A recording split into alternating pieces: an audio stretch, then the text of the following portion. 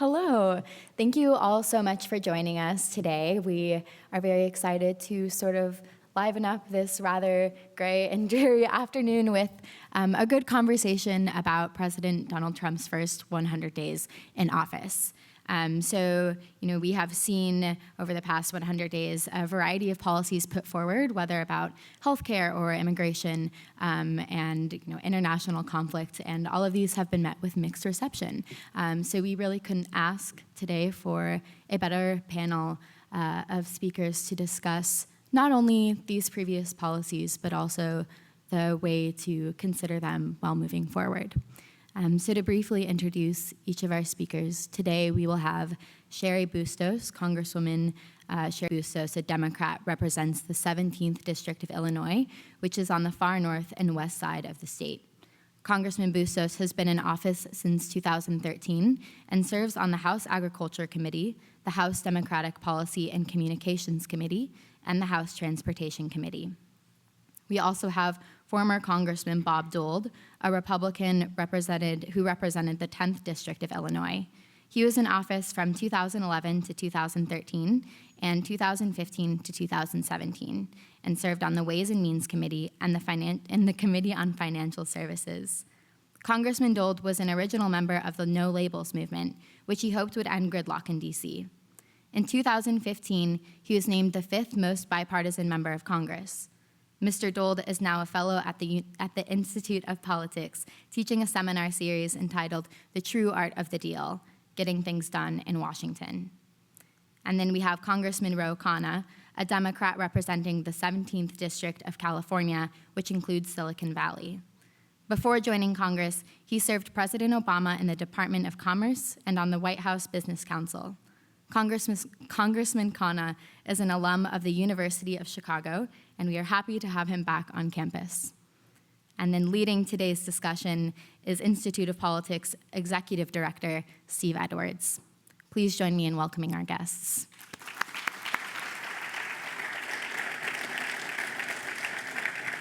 Emma, thanks for the introduction. To all of our guests, thank you so much for making time in what I know is a very busy schedule for all of you, but especially the sitting members, to come here today to help shed light on what we're witnessing in our politics. Thanks for being here. For all of you, I should say we are assessing the first 100 days of the Trump administration just prior to that actual 100-day mark. We're not going to do a report card of sorts. Instead, we're going to try and get deeper into the layers of complexity from a political standpoint and from a policy standpoint. We'll, of course, take your questions as well as we move through the conversation.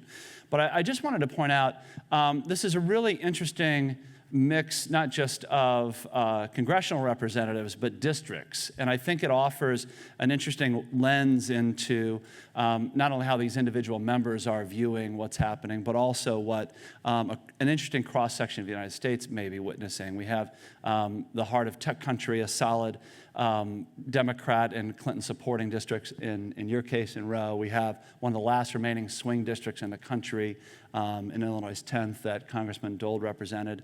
And then, of course, Representative Bustos, as Emma just mentioned, covering a district where rural and manufacturing concerns in the northwestern parts of the state here in Illinois are there. So let me begin with a sense of how each of your constituencies have been responding to what we have seen with this new administration. And Representative Bustos, let me start with you. You were in the Quad Cities today. You're in Rockford. What are you hearing from people in a district where you actually won by a significant majority, but Trump won the presidential? Right. So if I can maybe draw a little bit of context to understand what I'm hearing and what happened in November.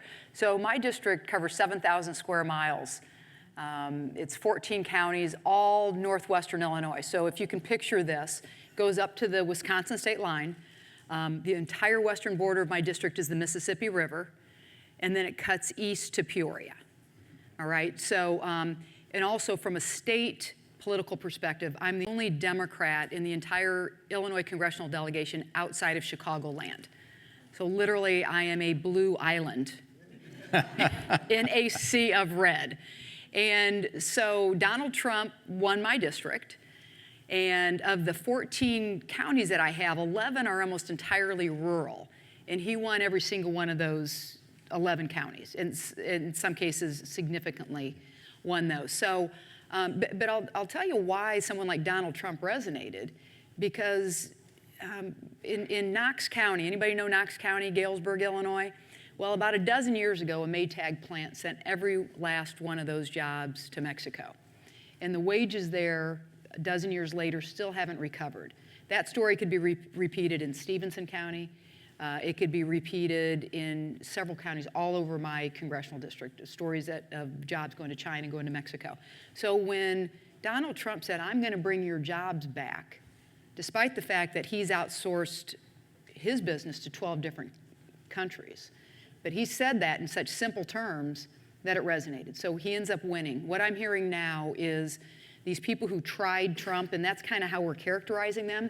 You know, when he gave the line, what do you have to lose? Yeah. I literally think that people went into the voting box and thought, I don't know if I want to go back to a Clinton. I don't know if I trust Hillary Clinton because of everything that was talked about during the terrible 18-month campaign. And I think they were willing to give him a try. And the failure of the Paul Ryan, Donald Trump healthcare bill, where they couldn't even get enough Republican votes to support that, I think was eye-opening to people in my district. Now, that would have knocked 24 million Americans off their health insurance. It would have cost senior citizens 5 times more than others. It would have been the greatest transfer of wealth from middle-class families to the ultra-wealthy in the history of our country. And I think people thought, you know, he didn't repeal it on day one, and he's certainly not replacing it with anything that is good. He's not talking about bringing down the price of prescription drugs or making healthcare more affordable, which is what we need to be talking about. He didn't even try to work with Democrats. And, you know, literally in the last week, I've counted somewhere around 8 flip-flops. You know, from a lot of NATO. foreign policy changes, yes. Yeah, you know, his statements on NATO, his statements on China being a currency manipulator, now they're not. What he is, I'm very frightened about what he's doing with North Korea. But so I think people are, those who tried Trump, I think want to give him a chance, but there's a lot of concern. Let me pick up on the healthcare piece because it's been all over the news over the really much of this first 100-day period. Bob, take us inside what happened there within the Republican Congress as best as you can read the tea leaves and decipher what was happening. So deciphering what's happening, and certainly my phone was blowing up with the text messages like I can't believe what's going on. Certainly I think it highlighted the divisions within, you know, the Republican Party, and there are divisions amongst the Democrats as well. It's just with regard to this issue, they're pretty united, and so this is difficult. It's 1/5 of the economy, and ultimately, as people look at the Affordable Care Act, the idea that they want to make sure that those with pre-existing conditions have access to insurance, that's one that most people, think that's a pretty good idea, and yet what you find is that inside of the walls of the conference, you have the Freedom Caucus, folks that frankly want to be more conservative than the person sitting next to them. And so this is kind of a run to the right, if it were. And yet the Freedom Caucuses are the ones that are going to be voting with Nancy Pelosi the majority of the time. Right? It's not nearly conservative enough. So they would hope for the repeal, right? Fingers crossed, let's hope it gets repealed so they don't have their fingerprints on it because they would want something far more conservative. And ultimately, what we highlight is the idea that this is tough. If you want to talk about healthcare, it's difficult. But one of the things that I can tell you I hear all the time, premiums through the roof, deductibles sky high. In essence, what people have oftentimes is catastrophic coverage. It's not really access to quality, affordable care because I have a card in my wallet, which frankly, the first $12,000 for my family comes out of my pocket. And so that's the kind of continuing drumbeat that we need to have affordable health coverage. So you have different segments within the Republican caucus that are saying, yes, we want to have quality, affordable coverage. What's working right now, or what we have right now, is not working, but coming up with a replacement plan that's going to work for everyone, is going to be a much harder task. As a quick follow-up, though, one of the critiques was that the Republicans who've been railing against the Affordable Care Act for years now had time to conceivably put together an alternative approach and could have been ready conceivably with a plan. Yeah. And if not, why rush it? So who's to blame for all that went on there? The White House, Paul Ryan, the Freedom Caucus? Listen, I think certainly I would look, in terms of not having the votes, the Democratic side of the aisle is going to be united to say, show me 218 votes. And the Republicans have to basically come up with 218 votes on any sort of a plan. And ultimately, what we saw, the complexities of the Affordable Care Act and the replacement plan, look, there's been replacement plans out there that have been proposed in every single Congress since the Affordable Care Act came to fruition. Problem is getting the consensus behind it. And ultimately, the thing that continues to drive a number of members is kind of 30,000-foot level type stuff. We want patient-centric care. We want you to have more say over the type of care that you're going to have for you and your family. The problem is as you start to narrow it down and get more in the details, it becomes far more complicated. And as we look at just the overall costs, we know the costs of coverage are going up. Right now, today, in Illinois' 10th Congressional District, one plan in the exchange. And every single one of the insurance carriers out there, they're looking to exit as quickly as they can. So listen, whether we like it or not, changes have to come. And really, I think the job of the Congress is going to be, where's the common ground that enables us to be able to tackle the objectives of making sure that people have quality, affordable coverage? And that's going to be the real key. And Congressman Connor, where does that common ground come from? Is it achievable in this climate? Well, let me just start by thanking Steve for inviting me back to campus. I had a chance to talk to some students this afternoon, and the only thing that's changed is when I got accepted here, the admission acceptance was about 35%. Now it's down to 7%, which made me realize my good fortune. As my brother said when I got elected to Congress, 2016 was the year anyone could get elected to Congress. But it's great that... Clearly not.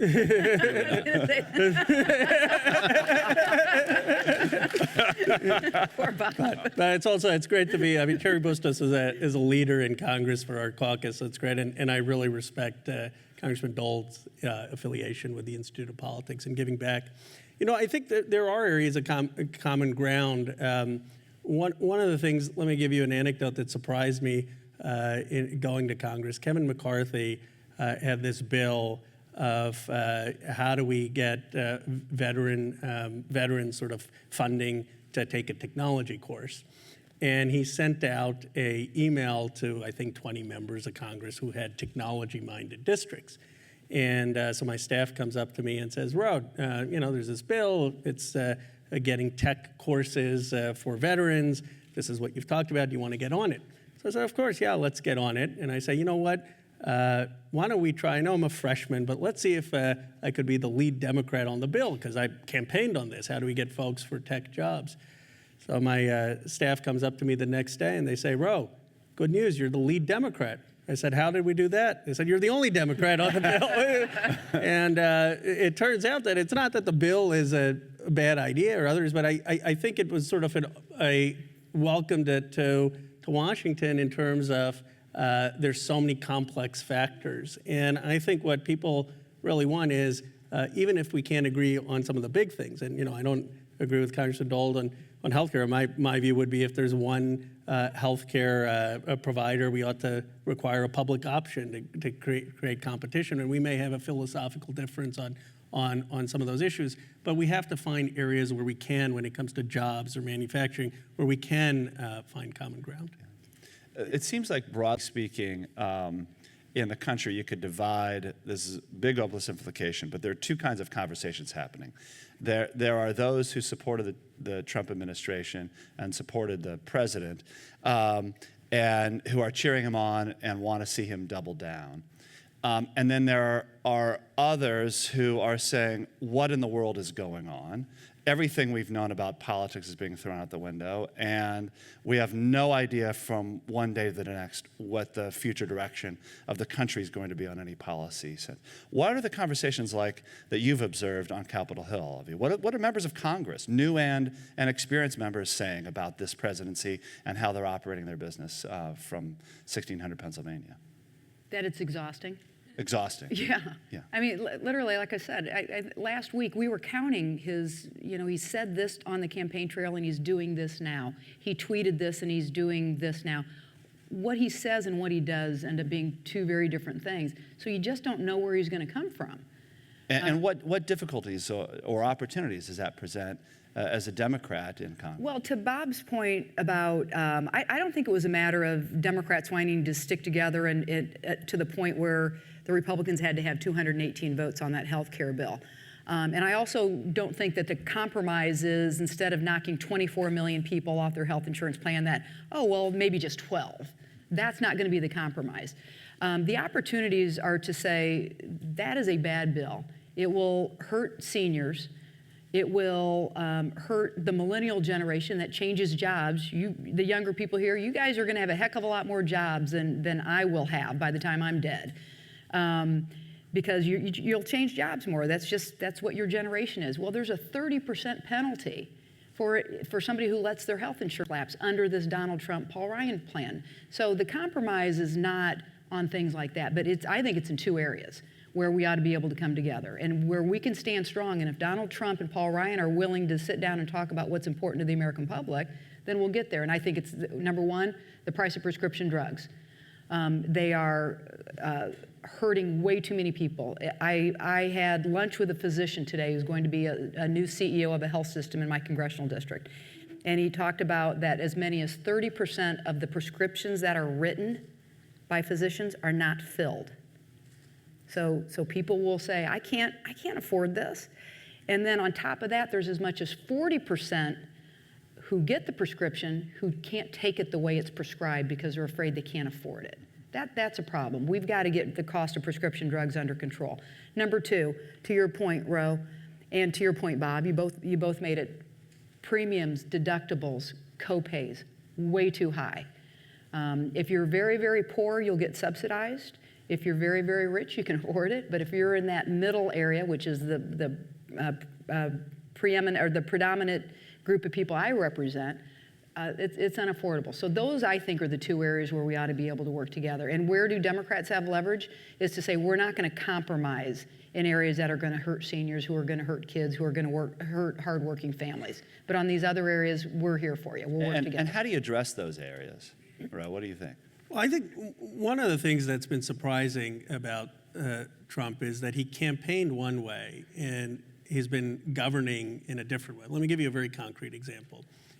He said, I want to bring manufacturing jobs back to the United States. This was a populist message, actually changing sort of a trickle-down Republican orthodoxy. And I think that resonated with large parts of the country. So you would think, okay, here's a president who wants to build manufacturing. There's a program, the Manufacturing Extensionship Partnership in the Commerce Department, that's had bipartisan support. It costs $140 million. Its whole purpose is to help small and medium-sized manufacturers become more efficient, more competitive, help them create jobs in the United States, that President Trump may actually want to expand that. And if he were to say, I want to expand the Manufacturing Extensionship Partnership, it'd be very difficult for a lot of Democrats to vote against it. Instead, he's sort of rubber-stamped this Paul Ryan Heritage Foundation budget that says, let's cut the Manufacturing Extensionship Partnership.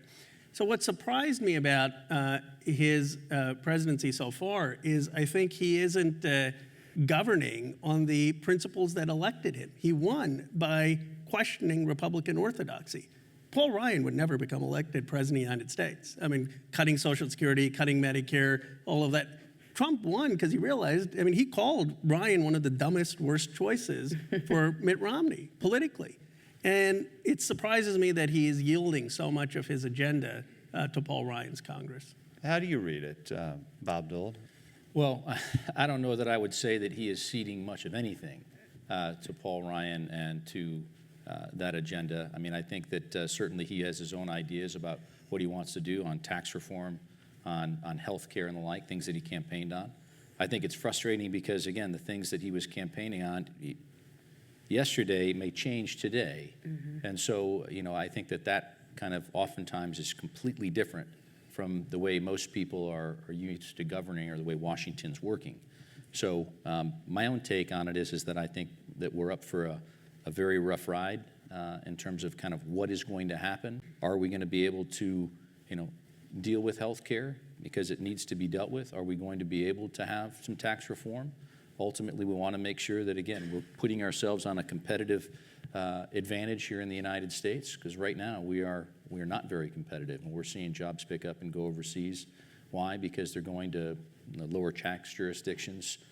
So again, we want to talk about how do we make sure that we're competitive here. And frankly, it's going to be difficult to do if we aren't able to come together. And that's within the party, between the conference that's within the party, and that's also within the Congress itself.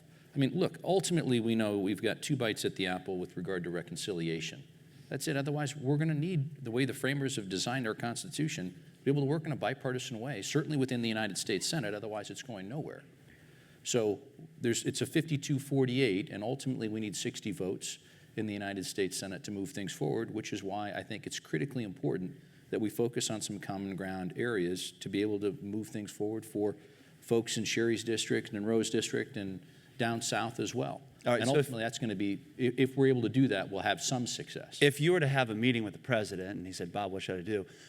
What are those areas? What would you say to focus on now? Listen, I think the areas to focus on is how do you reach out to the other party to say, what are some of the areas that we talk about? Infrastructure certainly is one of those things as I look at kind of the country, and certainly for the greater Chicago area, we're the hub of the nation as far as infrastructure is concerned. How we move things around, right? How do we get our raw materials in and our finished product out? And again, those are going to be good, high-paying jobs that are created with regard to our infrastructure.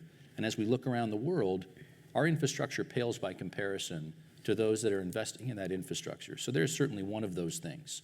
Ultimately, as we look at tax reform, whatever it is that is your idea of tax reform, the ultimate, what crosses the finish line is going to be something different, almost certainly.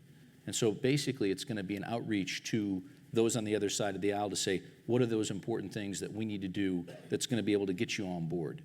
And if it's going to be nothing, then it's going to be a very tough road to hoe. I want to talk about both of those issues in greater detail, but what would the two of you, Representative Khanna and Representative Bustos, say in return? What are the two or three areas that Trump should focus on that would be of greatest benefit to the country and would offer a possibility for some sort of coalition on the Hill? I'm on the Transportation Committee, and I would agree with Bob. But number one, I would work on a highway and bridge and rail and locks and dams and harbor plan. To me, that is the area. It's a very bipartisan committee. The Republican chairman, Chairman Schuster out of the state of Pennsylvania, is a good guy. Our ranking Democrat, Peter DeFazio out of the state of Oregon, good guy. They work well together. This is where we can come together. Why? Because does anybody live in a community where you don't have needs on your roads or your bridges or your trains or any of that? Again, my western border is the Mississippi River. We've got $60 billion in backlog needs on our locks and dam system. And with ag being our number one industry in the state of Illinois, and I'm also on the ag committee, that's how we move our commodities to market. So I think it's an area where we can come together. Donald Trump has talked about a $1 trillion infrastructure package. Democrats are talking about a $1 trillion infrastructure project or package. So we're on the same page there. Now, how you pay for it, that's the tricky part. The way Donald Trump wants to pay for it by adding tolls and doing the public-private partnerships. In a district like mine, I couldn't go for that. Why not? Well, because I live in the Quad Cities. We have towns like Canton, Illinois, and Galesburg and Freeport. Who's going to want to invest and add tolls where you don't have the traffic to get the return on investment? So, did you sign off on the repatriation bill when you were a member, the John Delaney one? Yeah. There's a proposal that has wide bipartisan approval to pay for 6 years worth of infrastructure funding. And that is this. There's $2 trillion in corporate profits sitting overseas that businesses do not want to bring home because of our tax rate. The proposal is it would be taxed at a rate that would go into an infrastructure bank to fund our infrastructure needs for the next 6 years. At the same time, there would be a study on what do we need to do with the gas tax. Do we need to take a look at vehicle miles traveled like they do in the state of Washington and the state of Oregon? Is that something that's fairer since we have better gas mileage and since we have a lot more electric vehicles? Just exactly what do we need to do with that, because it's not keeping pace and gas tax hasn't been raised in 20-ish years. So that already has Republican and Democratic approval and gives us 6 years worth of funding. So to me, if I were the President of the United States, I'd start there because we know that every Democrat and every Republican has needs in their district. We also know that it puts people back to work. And these are good jobs that pay well. There are people who pour concrete or put up iron, engineers. These are good paying jobs where people can support their families. So that's where I would start. On healthcare, I would do prescription drugs and the cost of premiums and deductibles and co-pays. As a smaller fix to the existing I would legislation. address those two things. Yeah. And would enough Democrats be willing to sign on to something that would give the current president a win, a success? You know, I don't know the answer to that. I certainly would, but I don't vote party line all the time. I mean, my view of politics is three things, really, how I view my job. Number one, we better work hard. We make a good wage. What are we paid, $174,000? I mean, we make a good wage. It's more than most people make. It's 3 times plus what the average wage is in my district. So we better work hard for that because taxpayers are paying us. Number two, we better fight when we have a fight on our hands. If there's a community that has lead water pipes that are poisoning the children and 14% of the kids are testing high for lead levels in their small bodies, I had a community like that. I fought and I fought and I fought and got $4 million for this small town to replace 2/3 of those water pipes, and I'm going to keep fighting until I get the money to replace the rest of them. And number three is, to that point, is we better get results.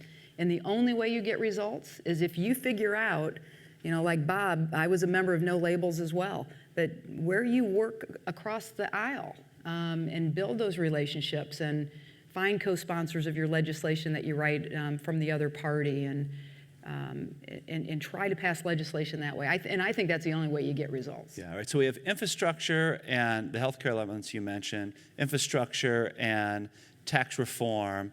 Congressman Khanna, what would be on your list? I think infrastructure is one, but I've always wondered why the president, who built his public reputation on The Apprentice, doesn't just announce, I want to have 1 million apprenticeship programs across the country. I mean, we know that workforce development is such a need. Everyone understands that we're going from a industrial age to a digital age, that there's a skills mismatch, that not everyone needs a 4-year college education, that there are a lot of programs of apprenticeships that can prepare people for a new workforce.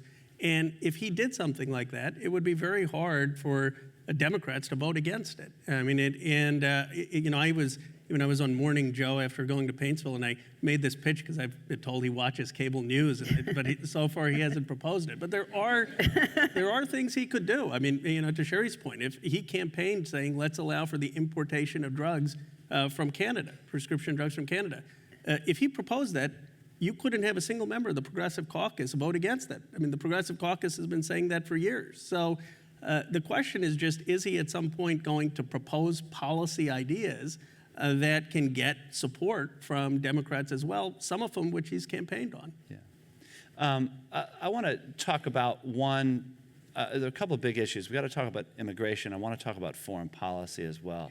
But since we're talking about internal dynamics around domestic policy, we're I think 9 days now away from the deadline for a continuing resolution to avoid or to create a government shutdown. Former Congressman Dolt, what kind of challenge does this particularly present for Republicans? I think the real challenge is that the Republicans are going to be required to get 218 votes. Why? Because the Democrats are going to get out there and say it's not enough. It's not enough spending. So no matter what's been proposed, there's always more spending that could or should happen. And the only reason I know this is I saw it happen before. And I watched it happen as we had a continuing resolution happen. The Republicans said, no, I think we can do it for less. We had an agreement for what at the time was $1.028 billion for a continuing resolution. And we had a group of folks that were more conservative coming in saying, we think we can do it for $1.019 billion. I was like, I like to save $9 billion just like the next guy, but we have an agreement. And they said no. They put it on the floor. Those folks voted no on the 1028. And Steny Hoyer walked across the floor to Kevin McCarthy and said, looks like you need some Democrat votes. The new number is 1048, right? So ultimately, as we look at this continuing resolution and trying to get a funding bill done, the Republicans are going to have to come together to say, look, guys, we need to make sure that we're putting this together. We are going to fund the government to keep the doors open. And honestly, I would be shocked on that initial bill.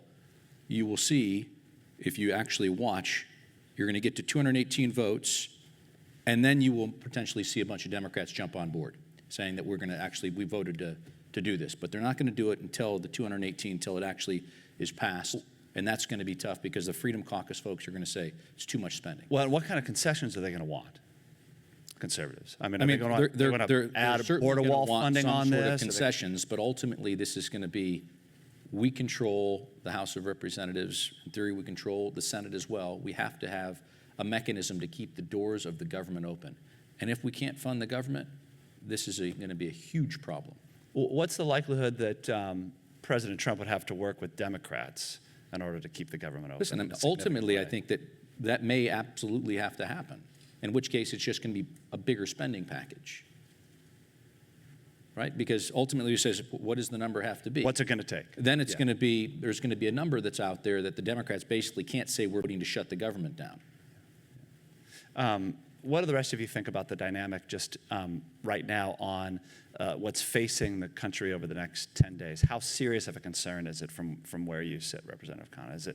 Is it a non-factor? Is it a huge issue? Well, it's a huge issue to keep the government open. I mean, I think that it just feeds into a distrust of the institutions. And whether you're a Democrat or Republican, you have to be mindful that most people don't trust Congress, and that's not a good thing. I mean, we want people to see Congress as a functional institution just for the sake of democracy.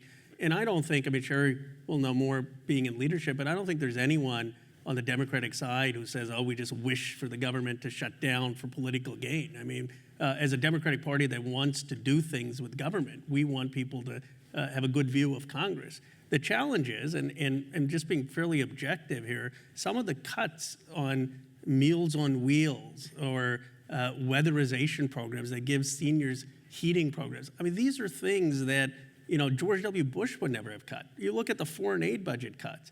It was George W. Bush that one of the things I credit him with doing is helping save 2 million lives in Africa with a foreign aid budget that provided antiviral drugs. These are the things that are being cut, and there's no way anyone in good conscience on the Democratic side can say, okay, we're going to cut these basic programs that are so much part of the moral fabric of our country. Let me pivot quickly to really one of the key issues right out of the gate for this administration. I'd like to get all of your thoughts and jump in as you see fit to the way the Trump administration has responded to the issues of immigration and the travel ban. What's your assessment of how the administration has handled that? Not well. You know, I mean, they proposed this immigration ban on Muslim-majority countries that not just one court, but 2 courts have said, you can't do this. I mean, it was so, I think Steve Bannon was the architect of it. I think that's come out since all of this started. But it was so ill-conceived. I think the first, how many days are we into this? I know this is a review of the first 100 days. Are we at 90-some days or whatever? Yeah. I mean, I think they've been a disaster. I think they've absolutely been a disaster. He has no legislative accomplishments. In fact, you guys want to hear about the most despicable bill? That almost every Republican senator voted for this. And I really do try not to be partisan. And then nearly every Republican House member voted for this. to sell your internet service search history. Anything you're looking for, the apps that you're using, when you go to bed and check your last app, when you wake up and check the time or check the weather, everything you do online, your internet service provider can now sell that without your permission to the highest bidder. That's what passed the House and the Senate, and President Trump signed into law. That is now the law of the land. That is a legislative accomplishment that he has. And I think, you know, from his going back and forth about bringing jobs home, and as I said at the start of this, he outsources to 12 countries his business. And that is why he won my district, because this message, I'm going to bring your jobs home. That is why he won in a district that has just been hurt so badly by jobs being sent overseas. And why did I win by 20 points in a district that Donald Trump won? I would contend that it's because I talk about jobs and the economy every place I go. And I really do, in a swing district, how Democrats talk about social issues also matters. And you know, in my role in leadership, part of what I'm doing is traveling. We're working out a strategy to travel all over the country in these districts that we think we've got a shot at picking up, and how you talk about some of these issues. Doesn't mean you have to change your values or anything else, but how you talk about certain issues in rural areas as a Democrat are very different than how you talk about them in Chicago. Doesn't mean your views are different, it's just how you talk about them. Give me an example. They're so sensitive. They are sensitive in my district. I'll tell you what are wedge issues in my district. Abortion, but I'm pro-choice, and I can tell you how I talk about it. Guns, or you know, I mean, it's a rural district. People like their guns. It's marriage equality, transgender bathrooms. And the people in my district saw those issues as dominating the conversation for Democrats, at the expense of not talking about jobs and the economy, when people wanted to know, what are you going to do to help me improve my wages when I haven't gotten a raise in the last 5 years? I'm a former newspaper reporter, and a woman I hired 20-some years ago, I had breakfast with her a couple weeks ago. She said she'd gotten 2 raises in 12 years. Another friend of mine had gotten 0 raises in the last 5 years. But this is happening all over. And so people who went into that voting booth wanted to know, what are you going to do to help my family? And why are you always talking about gun control and abortion and transgender bathrooms? It's not what they're thinking about. It doesn't mean they're racist or sexist or any of the things that people might say if you voted for Donald Trump. You know, are you racist? Are you sexist? Are you a bigot? You know, whatever. I would say the vast majority of the people in my district absolutely are not. But they also feel like Democrats aren't talking to them in a way that they want to be talked to. I don't want to lose the thread on immigration, but I'd be curious, just in a different district, in a different part of the country, how you and your constituents respond to what Representative Bustos just had to say. Well, I think the focus on jobs and how we're going to provide jobs are the big issues of our time. And so that piece is consistent. Yeah, and I respect Hillary Clinton. I supported her in the general election, but I think she had an awful message on jobs. I think it was not clear what the vision was in how we're going to create jobs across this country, and that. In Silicon Valley, but that's the big issue that people care about. They're saying, look, we need to figure out how we're going to get the new skilled employees. How are we going to make sure that the gains of the technology software revolution aren't just on the coast, that every person in this country is participating in it. And there is this focus, I think, on the big picture questions of our competitiveness, of how we're going to create jobs, on the stagnancy of wages in this country for the bottom 20% for the last since 1979. How are we going to help the people get a better shot at the middle class. And it's one thing that, I think the Democrats have to do a better job of is to Sherry's point. I don't believe that 60 million people or whoever voted for Donald Trump are all bigoted or racist or sexist. I think some of his rhetoric was appalling. But there are a lot of people who voted for him, and the message they were saying is, we don't feel part of this country. And it should be a moment of self-reflection for us to say, well, what do we need to be doing better to make them feel part of this country? Let me get your take on the immigration issue as well. So your district obviously is not only a diverse district, but has a vested interest in, among other things, H-1B visas, et cetera, et cetera. What's your sense of the reaction to, and among your constituents and among Silicon Valley, the potential damage that is perceived to be in play by a set of policy recommendations and proposals that are in place or forthcoming? I think the problem with the president's approach on immigration is it took a sledgehammer approach to a few reforms that are needed. My view on immigration is most people believe that this country should welcome immigrants, that immigrants make a positive contribution, but they don't want the abuse. And I say that as someone who grew up in an Indian American family, was born in Philadelphia, and was raised in Bucks County, Pennsylvania, which was 99% Caucasian, and most folks never had an issue with that. I never felt that, any issues. So what are people's issues on immigration? Let me give you an example in my district that just happened recently. It's in the news. There was an Indian American woman who went to the prosecutor to complain about domestic violence. And the person had been engaged in domestic violence for 10 years against her, and domestic violence as a threat to her daughter, 2-year-old daughter. Well, the prosecutor decided not to prosecute it as a felony, because if it was a felony, this person would have been deported. Well, that offends people. People say, look, you should be here legally, but it shouldn't be that if someone's committing violent felony convictions that we don't deport them.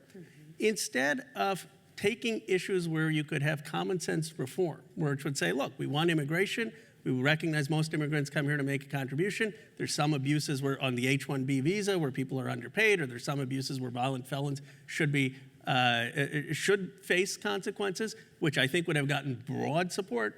The president has chosen to basically a politics of rhetoric and a sledgehammer where it looks like he's demonizing immigrants. And I think there is a way to get a comprehensive bipartisan solution along the right principles. I know that his approach is not winning with you on this issue, but is it resonating with your constituents? About what immigration? I hope not. I think it's despicable how he talks about immigrants. I mean, we're a nation of immigrants. I talk about it pretty much the same way Roe does. If there's somebody here in our country illegally, get out. We don't want you. You're here illegally, and I'm sorry. If you've committed a felony crime and you're here illegally, get out. We don't need people to be in our country if they're committing felonies. However, we need comprehensive immigration reform. This goes back to George W. Bush, for goodness sake. We've got 11 million people who are in a country who did not enter legally. Let's give them a path to citizenship as long as they're not breaking the law. And they have to get to the back of the line. They got to pay a fine. And then let's get them on the tax rolls and be able to live their lives the way they want to live their lives. The vast majority are following. They just want a better life. And how he's talked about Mexicans being rapists, and just how he's lumped people together. How he's talked about Muslims. It's really hurtful to so many groups of people. And the fact that he's sitting in the White House, and this is his belief, and we're a better country than that. Yeah, let me just simply say on immigration, I think that it's absolutely critical that we have comprehensive immigration reform. And I know that at least in my time in Congress that we had bipartisan conversations about the things that we needed to do. It's a humanitarian issue, it's an economic issue, it's a national security issue. All of those things absolutely critical for us. right? I mean, as we look at the economies of things, it's so important that we have that immigration coming in. We want to attract the best and the brightest from all over the world. And frankly, we want to allow the 12.5 million or the 11 million, whatever the number is, which we can't get our arms around. We want to allow them to come out of the shadows and be contributing members of our community without fear of separation from their families. So ultimately, there is a way forward on this. And ultimately, I think that certainly, this issue may be an issue for some people. I don't think this was the issue that necessarily catapulted Donald Trump to the presidency. I think there were some other things that might have done it that way. So How much damage is he doing to the party and its future prospects by emphasizing the issue in the way he is, would you say? listen, I think that I think there's a good chunk of Republicans out there that recognize immigration reform is something that we want to have and need to have. The question is, how do you go about doing it? And ultimately, there's a fear out there amongst a lot of folks that are struggling to make ends meet, that haven't had a real world kind of their wages, their real world wages haven't gone up since 2003. They fear that it's the immigrant that's either taking their job or doing those things. It's not the case. Many of them are here, they're already in the economy. So that's generally not the issue. And so this idea of having the wall, again, I don't think the wall, I think enforcement is certainly one of those things that we want to do. Have some enforcement. We're in the midst of a war on terror. But the idea that we are going to put up walls and focus as an isolationist type nation, to me, I think is dangerous. I want to take questions from you in the audience to get your perspectives on other issues and other matters here. So we'll pass microphones around to those of you who have your hands up, and we'll happily take your questions now for anybody here. Yes, we got a hand up here. We got a couple of hands up here. Why don't we start back here? Yeah, with the gentleman with the baseball cap on. Go Cubs. Good. And I'll just say to everybody here, we'll just ask that you keep your questions short and to the point so we can get to as many of you as possible. Thank you. You took the words out of my mouth. Welcome to the South Side, all three of you. South Side of Chicago. My question, I don't know who's brave enough for this. How well is the Illinois Congressional District doing? Do they work well together? Are they doing the job for Illinois? You can mention names if you Sure. like. Well, What are they doing well, and what do they need to do better? Well, I think Bob and I need to answer that since Roe is out of California. But I'm sure he loves everybody from Illinois. We do something that is very unique among congressional delegations, state congressional delegations, and that is every month we get together for lunch, Democrats and Republicans, our senators and our House members. And we meet in Senator Durbin's whip office. This is a tradition that in Illinois goes back to 1980. Senator Dixon started this. And we start out the whole conversation by saying, what do we need to be working on together? What's going on in Illinois? What's going on in your district? We take turns buying the lunch. It's not, taxpayers don't pay for it. So I probably ought to point that out. And so I think that's pretty good. I have a great relationship with every member of the Illinois congressional delegation, without exception. I sponsor legislation with Rodney Davis, who's a Republican out of Central Illinois. He actually represents my mom and my sister and my brother-in-law, and because I grew up in Springfield.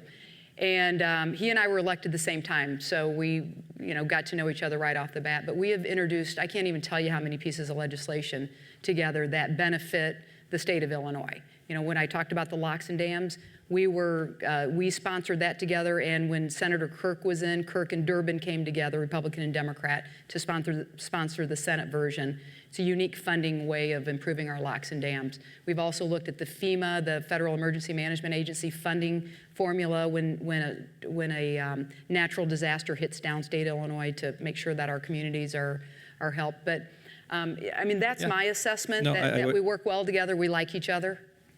I would say that there's no question that the delegation does work well together, certainly on stuff that impacts Illinois, largely because it's not a left versus right issue. It's usually a right versus wrong, or how do we help Illinois, whether that be on infrastructure stuff, whether it be on combating heroin and that sort of stuff, which is impacting every single congressional district throughout there. Certainly something that I've been working on, and Senator Durbin's certainly been passionate about, as has Senator Kirk and so many others. And so there is that opportunity. So listen, Bobby Rush and I might not agree on a lot of things, but we have worked together in the past. Same with Danny Davis and right down the list. You'll get a couple of sticklers, one in particular that go nameless, but long and the short of it, with the exception of that one, worked with just about everybody else in the delegation. As an outside observer of Illinois politics, I've just been struck by the dichotomy. Either the state produces people like Lincoln and Obama and Paul Simon, or they produce people who sometimes go to jail. So you get both extremes. Yeah, we have a little bit of that. All right, let's get some Just go to other, federal side. Just don't do the state side of stuff. back there, and then we'll come forward here. We can get the other microphone over on this side. Yeah. Hi, my name is Steven. I'm a senior at the college, and my question is about the Internet Privacy Bill. I know, Ro, you represent a district that has a lot of Silicon Valley interests. The Republican argument against, for the privacy bill was that, companies like Facebook or Google, they already sell, data derived from customers, and the privacy bill that was passed by the Republican president in the Congress would balance the playing book for these internet companies.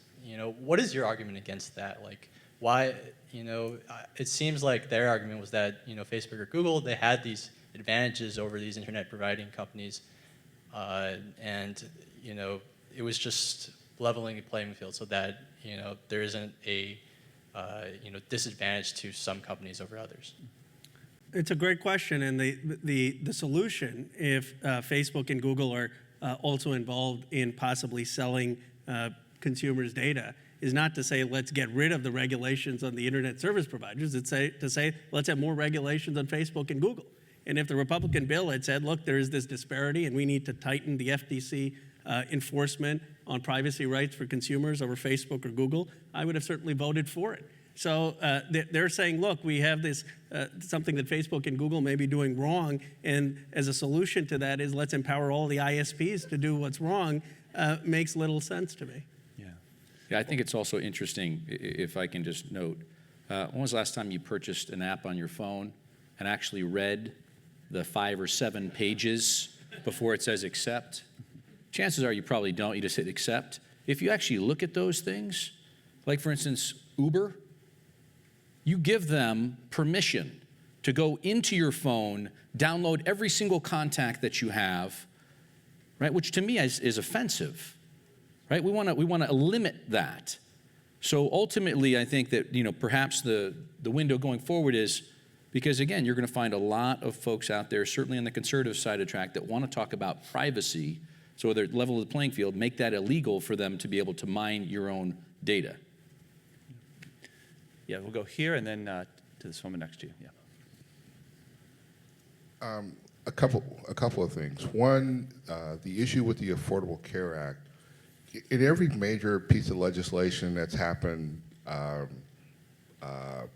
Social Security, Medicare, whatever, there was always a trailer bill that came sometime later to make all the corrections or to find things that were actually wrong that needed to be changed. But Republican Congress never allowed a trailer bill for the Affordable Care Act. That's one of the reasons. So people who talk about that there are problems with Obamacare or there are problems with the Affordable Care Act, there are problems with every major piece of legislation, but usually there is a trailer bill that comes at some point later where those things are actually worked on and fixed, but this time it was never allowed to happen. And the second question, kind of a local Illinois question, why'd you decide not to run for governor? Representative Bustos. Well, there's a guy who's worth $3.4 billion who did decide to run. And there's another guy who wrote himself a $50 million check in December, so a little hard to compete with that. To your question about the Affordable Care Act, yeah, I mean, no bill is perfect. No bill is perfect. And the fact, I worked in healthcare. So my professional career, I was a newspaper reporter for 17 years, and then I worked in healthcare for 10 years. And I worked in healthcare before, during, and after the Affordable Care Act passed.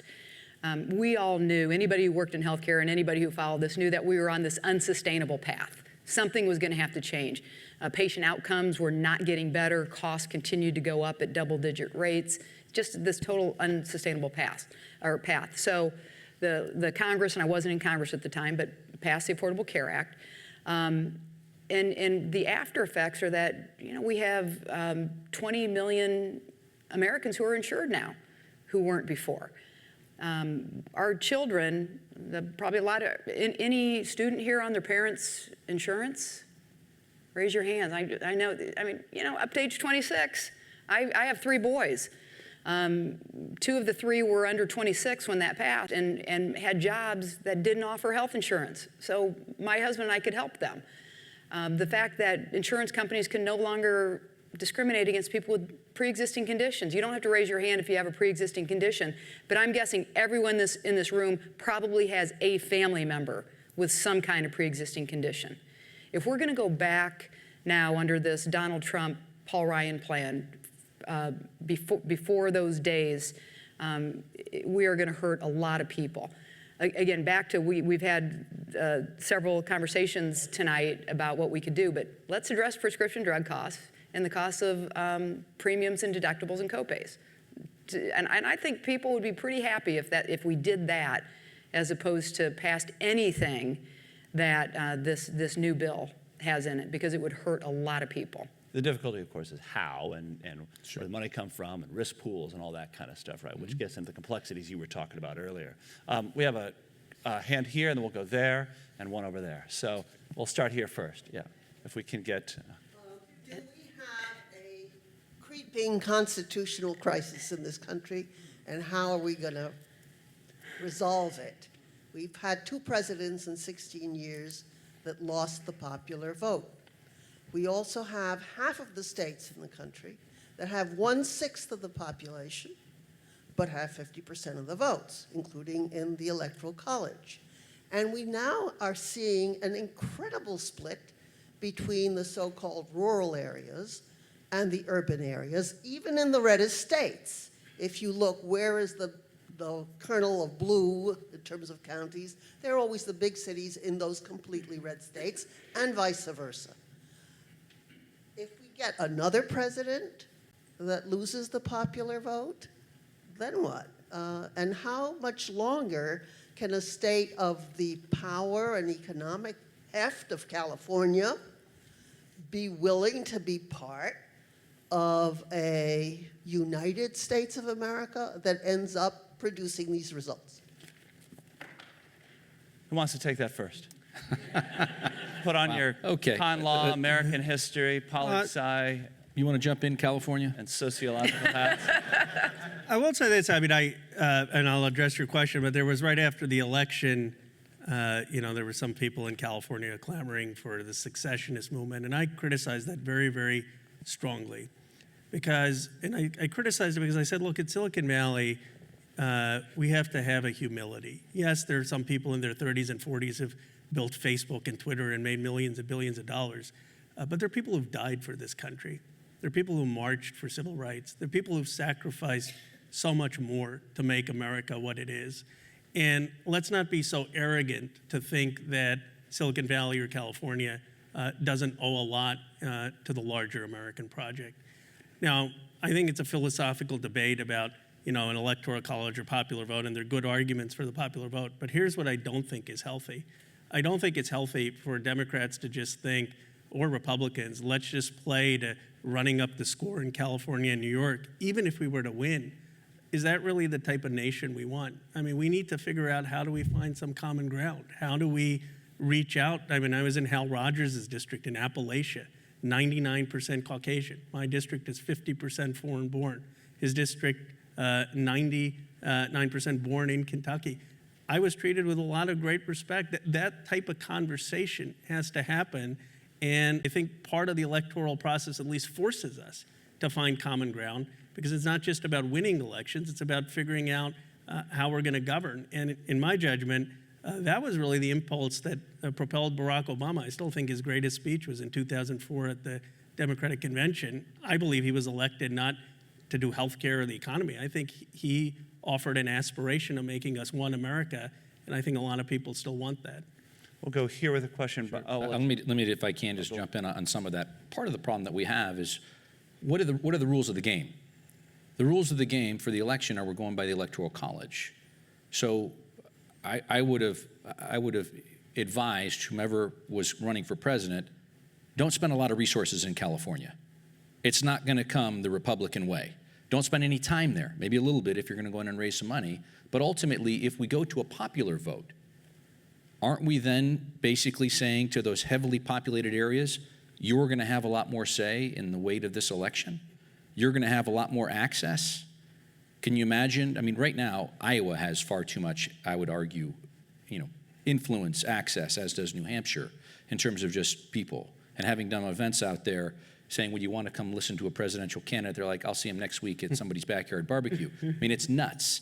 So the long and the short of it is we can change that way and change the rules of the game, but ultimately what you do is you're going to really weaken the voice of those that are out in the rural areas, which I don't think that we necessarily want to do. And ultimately, I think that what we've got right now is a pretty good system. There are going to be some flaws that you're going to find, and that's going to happen every so often in the election, but also recognize it's how the rules of the game have been set up will influence how that game is played. We'll take a question here, then we'll go here, and then this gentleman with the sweater on, we'll go back to in a minute.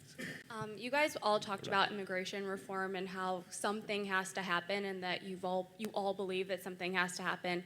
My question is, regardless of this rhetoric that's happening now with President Trump, we've had presidents before, and this has been an issue. Why hasn't something happened? Well, we had legislation in the last congressional session, and I think every Democrat was a co-sponsor of it, that called for comprehensive immigration reform. But we don't hold the majority. We don't hold the Speaker's chair. And the party that holds the majority is who controls what's voted on. There is a clear partisan split on who favors and who does not favor comprehensive immigration reform. And all the components that we talked about, that you have to pay a fine, get in the back of the line, but there's a path to citizenship, cracking down on unscrupulous business owners who take advantage of the fact that we don't have immigration reform. All of that was in this bill. It's a great bill. We actually had a bipartisan group from Illinois. Luis Gutierrez was one of the leaders of that, and it fell apart. It fell apart, but there's a partisan divide on that.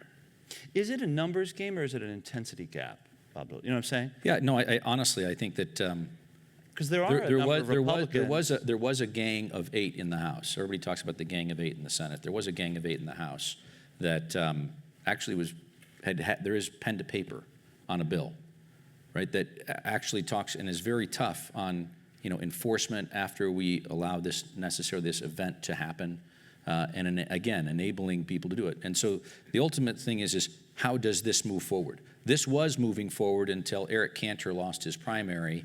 Then all of a sudden people pointed and said it was because he was actually looking forward to moving on immigration reform.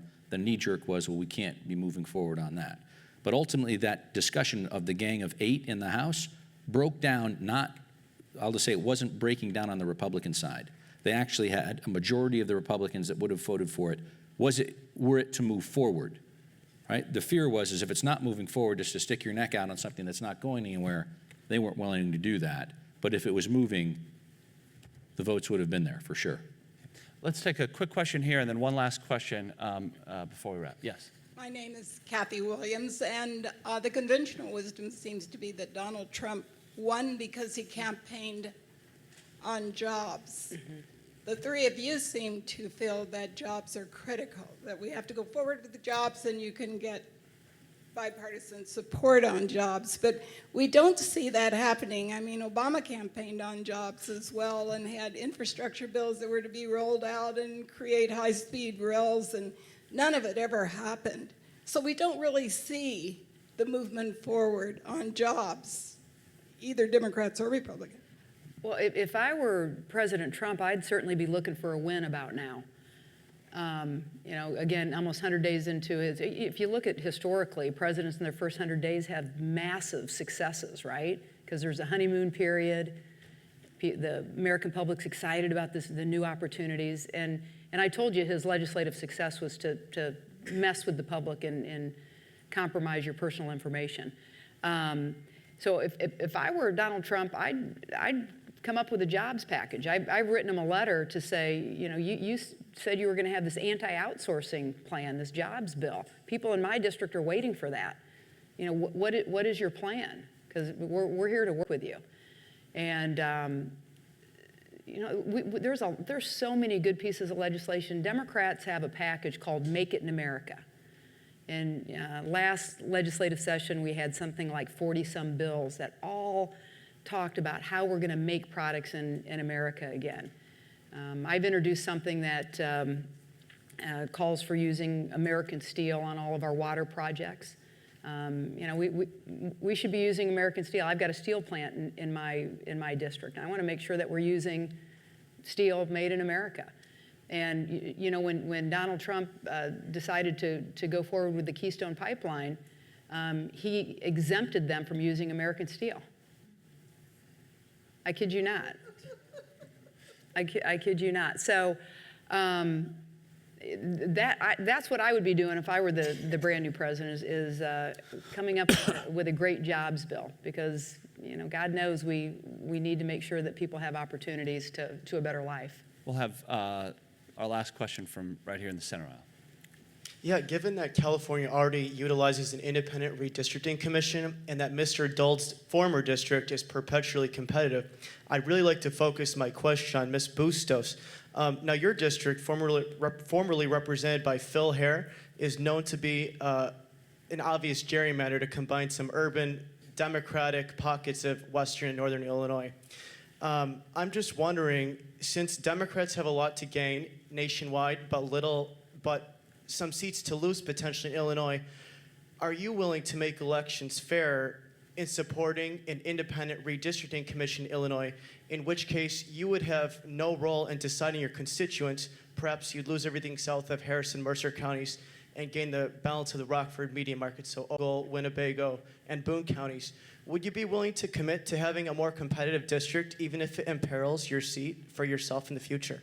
Well, I don't have any say on how the districts are drawn anyway. That is decided by at the state level, and the governor signs that. So I had nothing to do. In fact, I wasn't in Congress at the time that the district lines were drawn.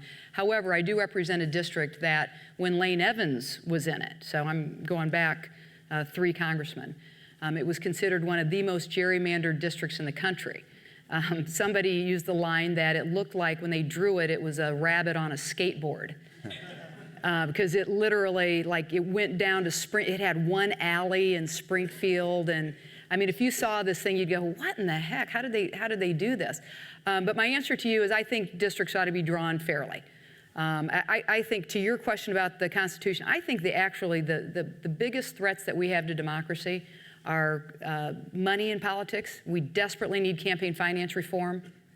Desperately need it. Money in politics is just, it's out of hand.